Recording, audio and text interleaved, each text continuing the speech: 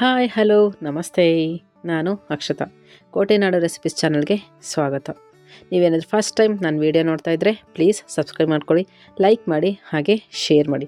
ಪಕ್ಕದಲ್ಲಿರೋ bell ಐಕನ್ನ click ಮಾಡಿ. ನಾನು ಯಾವುದೇ ವೀಡಿಯೋ ಹಾಕಿದರೆ ನಿಮಗೆ ಬೇಗ ನೋಟಿಫಿಕೇಷನ್ ಬಂದುಬಿಡುತ್ತೆ, ಬೇಗ ವೀಡಿಯೋ ನೋಡ್ಬೋದು. ನಾವು ಕ್ಯಾರೆಟು ಪಲ್ಯ ಮಾಡ್ತೀವಿ ಅಥವಾ ತಿಂಡಿಗೆ ಹಾಕ್ತೀವಿ. ಆವಾಗ ಕ್ಯಾರೆಟ್ ಸಿಪ್ಪೆನೆಲ್ಲ ತೆಗೆದುಬಿಡ್ತೀವಿ. ಆ ಸಿಪ್ಪೆ ವೇಸ್ಟ್ ಆಗಿಬಿಡುತ್ತೆ. ಅದ್ರ ಬದಲು ಸಂಜೆ ಸ್ನ್ಯಾಕ್ಸಿಗೆ ಸೂಪರಾಗಿರುವಂತಹ ಸ್ನ್ಯಾಕ್ಸ್ನ ರೆಡಿ ಮಾಡ್ಕೋಬೋದು. ಅದನ್ನು ಹೇಗೆ ಮಾಡೋದು ಅಂತ ಈ ವಿಡಿಯೋದಲ್ಲಿ ನೋಡೋಣ. ನೋಡಿ, ಕ್ಯಾರೆಟ್ನ ಈ ರೀತಿ ಎಲ್ಲ ತುರ್ಕೊಂಬಿಟ್ಟು ಇದ್ರ ಸಿಪ್ಪೆನೆಲ್ಲ ತೆಗೆದುಬಿಡೋಣ. ತರಕಾರಿಗಳೆಲ್ಲ ತುಂಬಾ ರೇಟ್ ಆಗಿದೆ. ಸುಮ್ಮನೆ ಏನಕ್ಕೆ ವೇಸ್ಟ್ ಮಾಡೋದಲ್ವಾ? ಇದರಿಂದ ಸ್ನ್ಯಾಕ್ಸ್ ಮಾಡಿದರೆ ಮಕ್ಕಳು ಕೂಡ ತುಂಬಾ ಇಷ್ಟಪಟ್ಟು ತಿಂತಾರೆ. ನೋಡಿ, ಈ ರೀತಿ ಉದ್ದುದ್ದವಾಗಿ ನೀಟಾಗಿ ಸಿಪ್ಪೆನೆಲ್ಲ ತಕ್ಕೊಂಬಿಡೋದು. ಈಗ ಒಂದು ಪ್ಯಾನ್ ಇಟ್ಬಿಟ್ಟು ಸ್ವಲ್ಪ ಎಣ್ಣೆ ಹಾಕ್ಬಿಟ್ಟು ಚೆನ್ನಾಗಿ ಬಿಸಿ ಮಾಡ್ಕೊಳ್ಳೋಣ. ಎಣ್ಣೆ ಚೆನ್ನಾಗಿ ಬಿಸಿ ಆದ ನಂತರ ಈ ರೀತಿ ಕ್ಯಾರೆಟ್ ಸಿಪ್ಪೆನೆಲ್ಲ ಹಾಕಿಬಿಟ್ಟು ಚೆನ್ನಾಗಿ ಫ್ರೈ ಮಾಡ್ಕೋಬೇಕು. ಆದಷ್ಟು ಲೋ ಫ್ಲೇಮಲ್ಲಿ ಇಟ್ಕೊಂಡ್ಬಿಟ್ಟು ಚೆನ್ನಾಗಿ ಫ್ರೈ ಮಾಡ್ಕೊಳ್ಳಿ.